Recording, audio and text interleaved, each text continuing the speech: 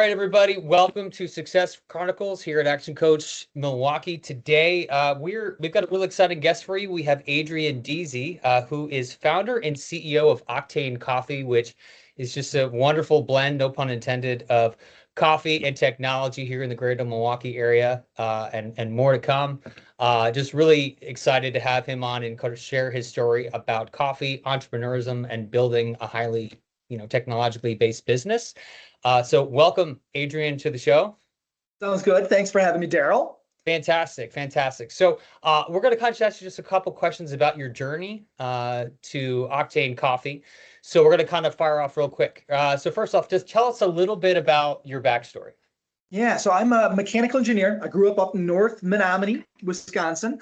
I went to UW-Madison. I was there 08 through 12, worked for Chrysler, worked for Harley-Davidson. I like to build things. Car guy, gearhead. Always been interested in robotics, and I guess that's kind of my background. So I also grew up in food service. My mother managed restaurants for many, many years. So kind of joked that I would die before I go back, but here I am. What kind of restaurants did your mom have? It was she was more of a manager. She didn't own, but no, higher end, good high end cuisine. White tablecloth.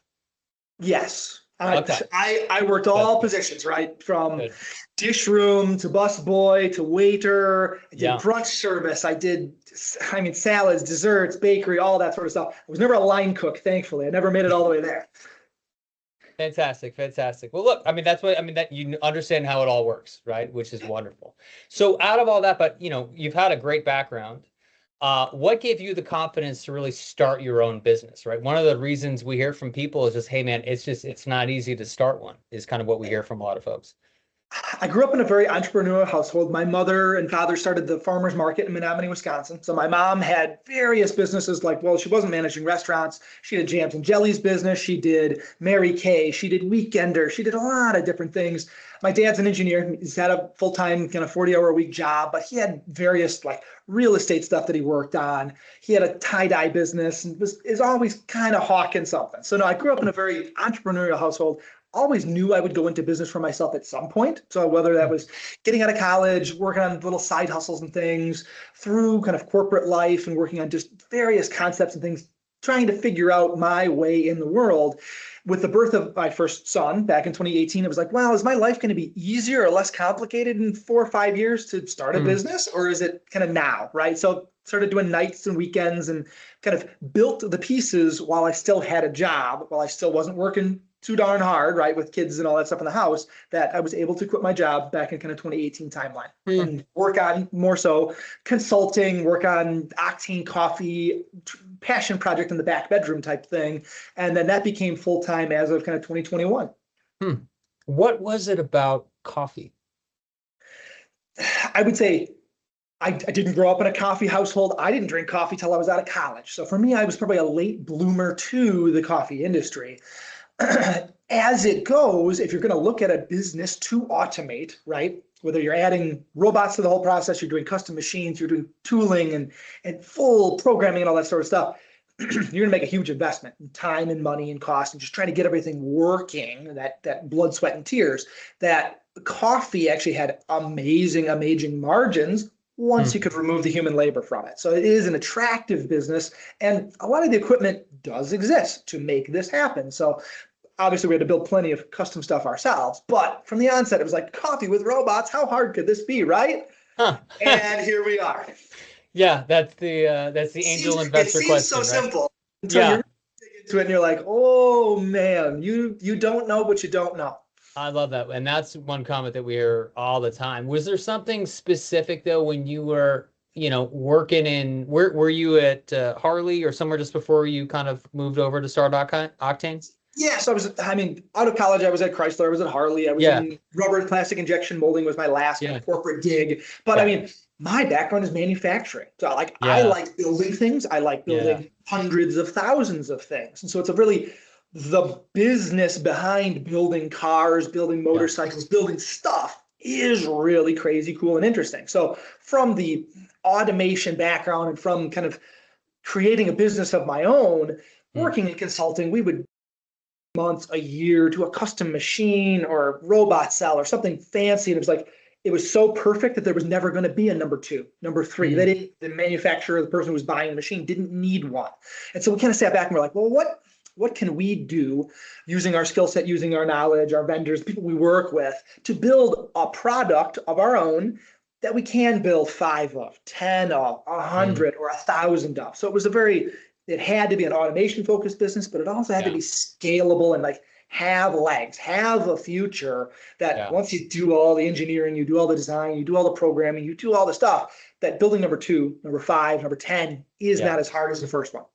Love it. Love it. So who are some of your biggest cheerleaders or maybe sources of inspiration along the way? It could be personal, they could be fictional, folks that maybe ran so I would say my biggest cheerleader behind the scenes has always been Dan Voll, who's a local Milwaukee area. I would call him an angel investor, but connector. He knows everybody. So he's been a great business partner behind the scenes, investor in our earliest days, and a real believer in me, right? So Octane Coffee was really a kind of offhand comment I made to him one time about Starbucks. We saw the line up and around the corner and we're like, oh, there's got to be a better way. I can't believe they haven't automated. I can't believe they haven't done this. And he goes back and does, behind my back, does 2 or 3 months worth of research. And he goes, hey, here's the economics, here's the big players, here's the people doing this. But like, hey, that robot coffee idea you had. I was like, well, it wasn't really an idea. I was complaining, right? Like someone should fix this. And he goes, no, that should be you. And he ended up putting in the first money and believing in me in those earliest days. So no, he's definitely been biggest cheerleader behind the scenes. That's fantastic. And the fact that he's local has got to be just really inspiring as well. He comes by, he's a customer of ours. He also loves our service. So no, it's good that sometimes it takes someone like that to have that just kind of unconditional love and belief, be like, dude, here you go. What do you need? Let's go do it. And that kind of kick in the butt to get you started. Fantastic. So what do you think some of the biggest lessons you've learned along the way? Out of those, like, what are your biggest lessons? And out of those, maybe what's the biggest one?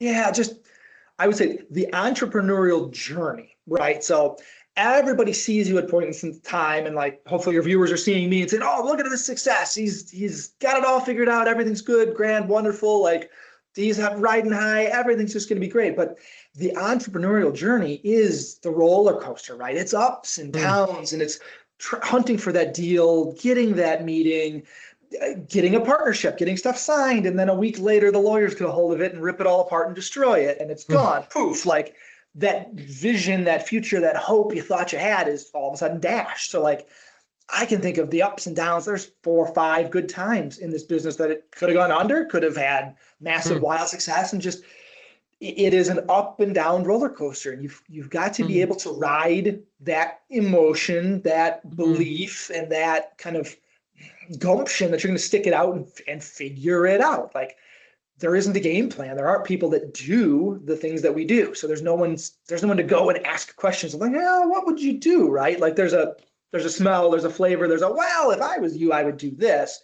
But like, I've gotten some good advice in the past. I've gotten some bad advice in the past. I've heard everywhere, right? So you have to be enough centered emotionally to be able to ride that wave and not let it affect you too much, right? Like, don't take it too personal. Don't take people's comments to heart. Know that what you're working on is important and has a future and really can grow. At the same point, if it's not working and stuff is crappy and you're killing yourself and it just doesn't make sense, maybe there is a pivot. Maybe there is a change. So like, don't be too hard-headed at the same point. But when you got something like I believe we have, it's worth seeing it through. Yeah, that's great. And what I'm hearing is kind of this blend of like just this fierce conviction of like the end in mind and this belief that you have to disrupt. I mean, you're redefining an industry that's pretty well established. Yeah, no, we're going at well-established people. This is Starbucks, Dunkin', Caribou. People have been in this business 20, 30, 40 years with the teams and the money and everything. So no, we're definitely the upstart, right? But that gives us some kind of unique tools and unique ideas and things that we can do that they can't, right, at this point in time. That pivot that you talked about. Yeah. Right? Scrap it up, roll up the sleeves, try something different. So who was the first team member you hired? Typically that first one tends to be the kind of the scariest one. Yeah, so I mean, I would say Bert Peterson was the first guy that I worked with closely. Didn't hire him per se because at the time we didn't have any money. We were both working for free. What was But his just role? he was my controls guy. So where I'm Got it. more of a mechanical guy, he's Right. much more of a software guy. He's got a good mechanical brain and he builds plenty of stuff. But we were a good kind of duo back in the day, trying to Okay. get this earliest thing up off the ground. And so I would say like it wasn't a scary hire from that perspective. My first paid hire was my buddy's son that I brought in as kind of like a summer intern. And I remember there was a lot of dread behind it because it was like, I'm not paying myself right now. Why would I go pay this kid 12 bucks an hour to do things I can do, right? But it was a good exercise in, all right, what do I got to do to train this kid, to teach him, to give him enough structure that he can go do this himself and he's going to be Mm. successful. And I'm like, I'll admit it probably didn't go the best. Was that on me? Was that on him? Probably a little of both. But as we got into hiring, Lucas was kind of our next guy that came in, Dave and Chuck, and everybody since then has been, it's almost like you got to have the crappy one to understand a good one. Yeah. So from that frame of reference, like Lucas, I hope he's out there listening to me right now, has made my life easier every single day since he's been here, right? Like, you've got a great employee, a great co-founder, a great leadership team when like they make your life genuinely easier, better, like you can accomplish more. And so like Love that. sometimes it takes that frame of reference to go from, like I said, my first paid kid where I was like, that just did not go well. Whether it was me, him, who I just retrospect, but then everything else has fallen into place when it needed to. Yeah, that's great. That's great. All right, cool. So we're going to shift a little bit, and I've got three kind of rapid fire shop questions for you. Is that all Yeah. right? All right. So one, you guys really operate in a space that is traditionally people and very driven, people and barista driven that you talked about, kind of the customer experience. What problem do you think that you were trying to solve that made you confident that automation could really improve that versus maybe just diluting it?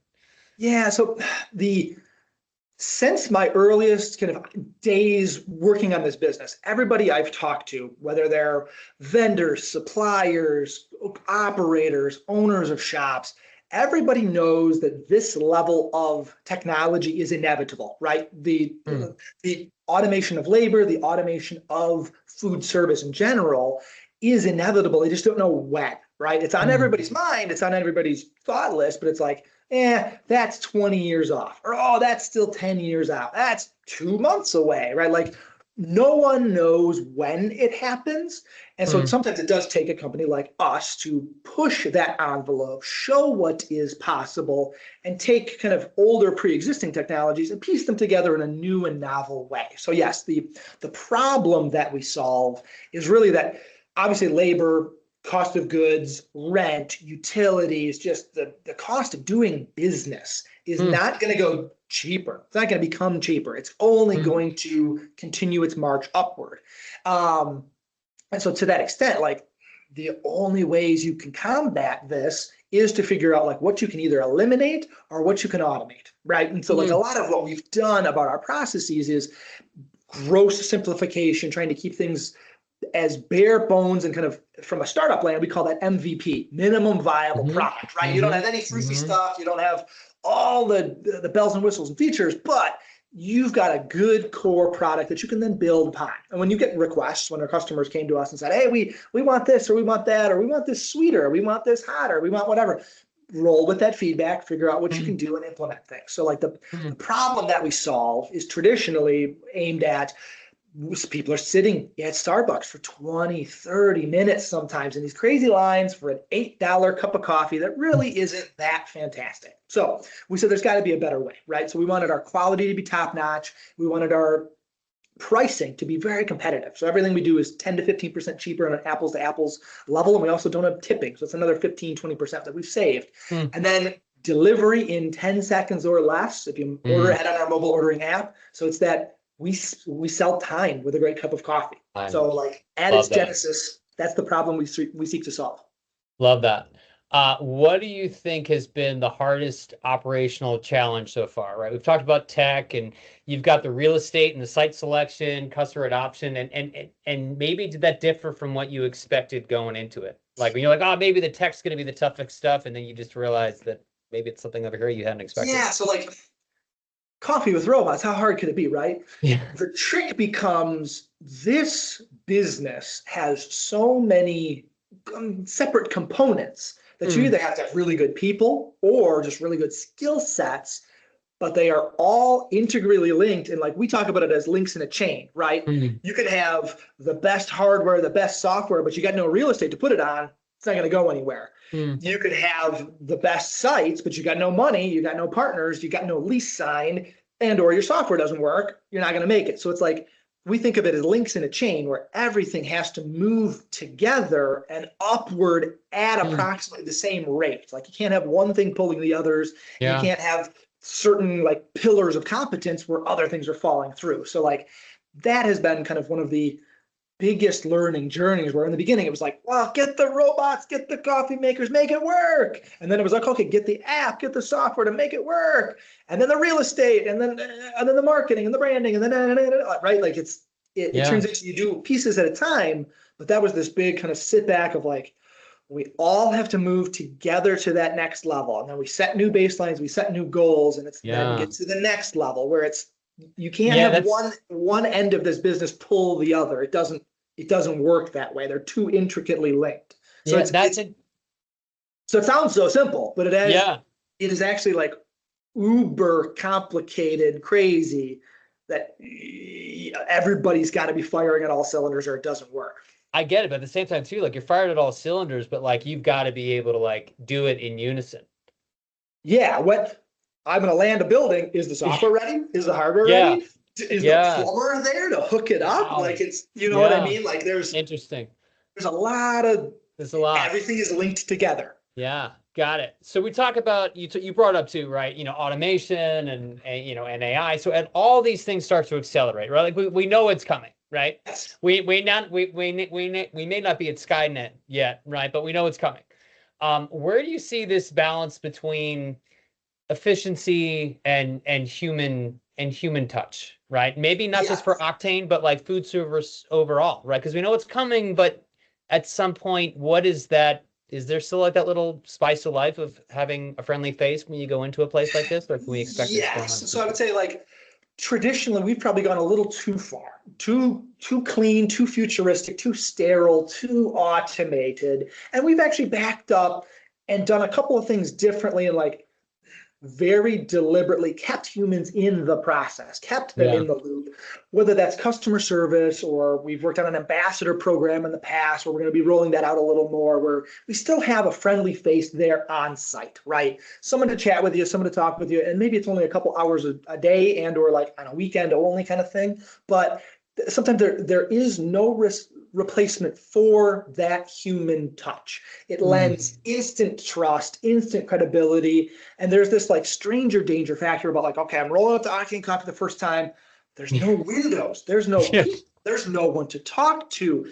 It can be like, how does it work? What if I do it wrong? What if I'm sitting here and someone's honking at me? Like, what do I do? Right? Like there's just these simple stranger danger type things where the best medicine for that sometimes is a human.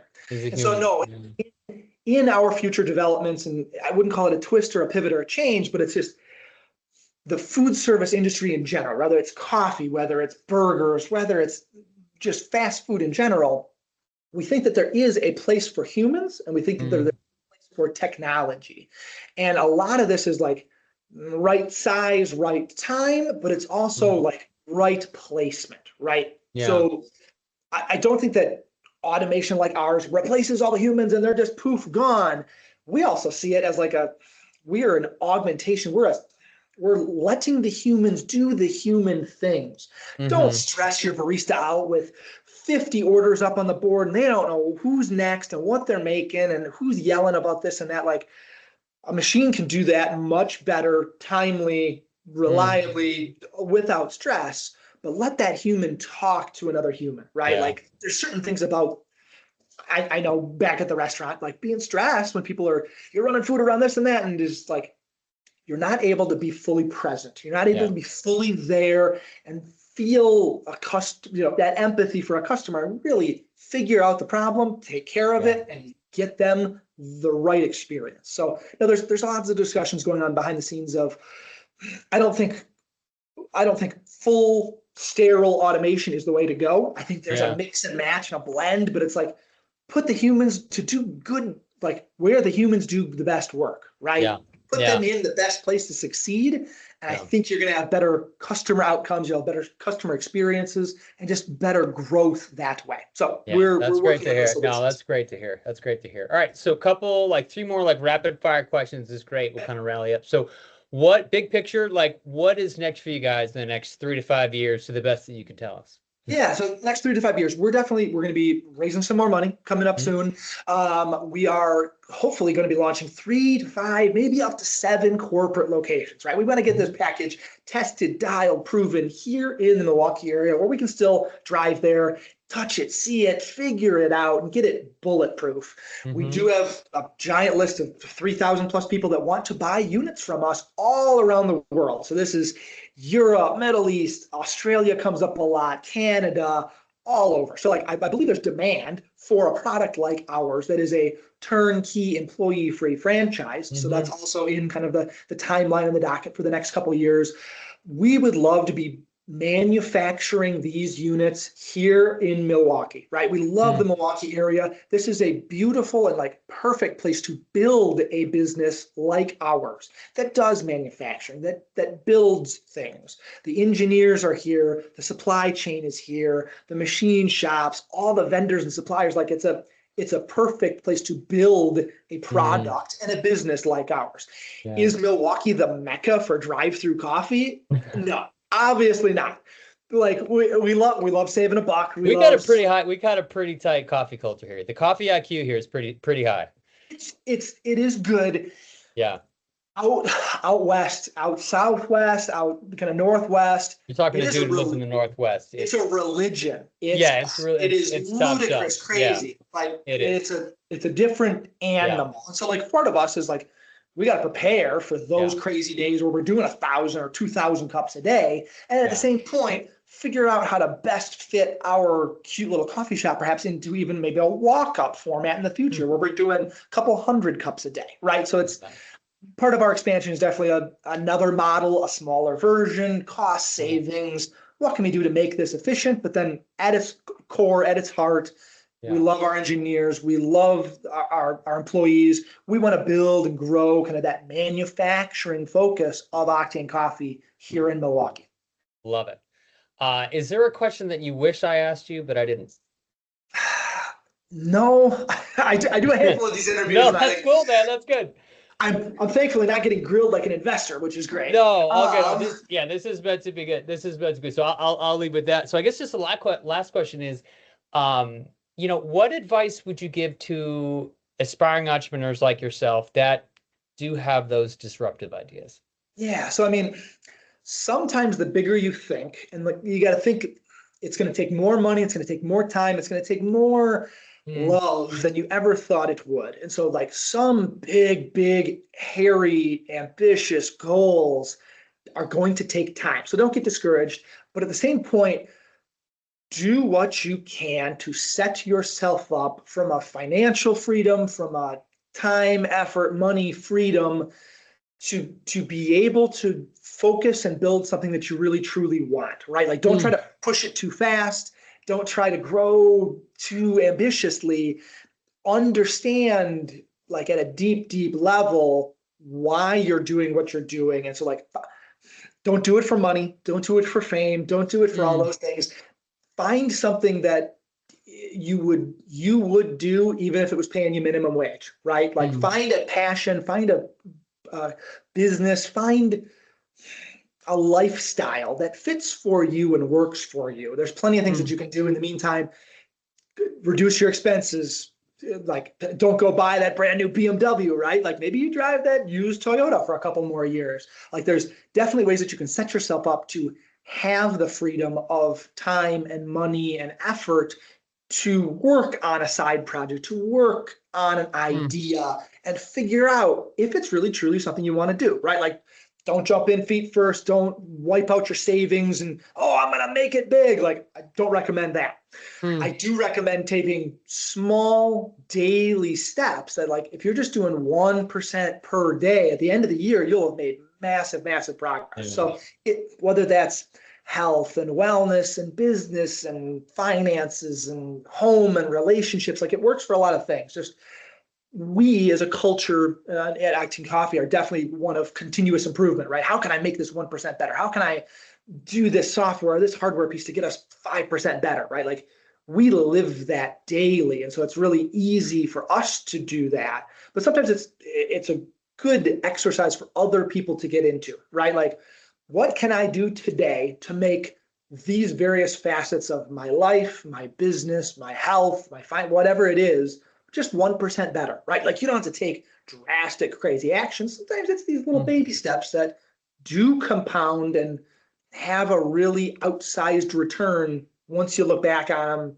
2 months from now, 6 months from now, 10 years from now. You'll be like, holy cow, look at all I've accomplished. Love that. That's a great message to land on. That's a great message to land on. So, Adrian, look, really appreciate you taking the time out of your busy day to spend some time with us and to our folks here watching Success Chronicles, listen to the podcast. But thank you so much again. I wish you all the best of success with Octane Coffee and all of your endeavors. And thank you so much for being here again. Very good. Thanks for having me, Daryl. All right.